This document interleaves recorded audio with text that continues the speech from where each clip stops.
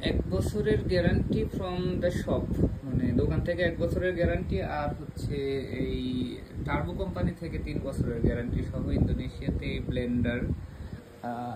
ব্লেন্ডারের দাম পড়েছে প্রায় হচ্ছে 2800 টাকার মতো।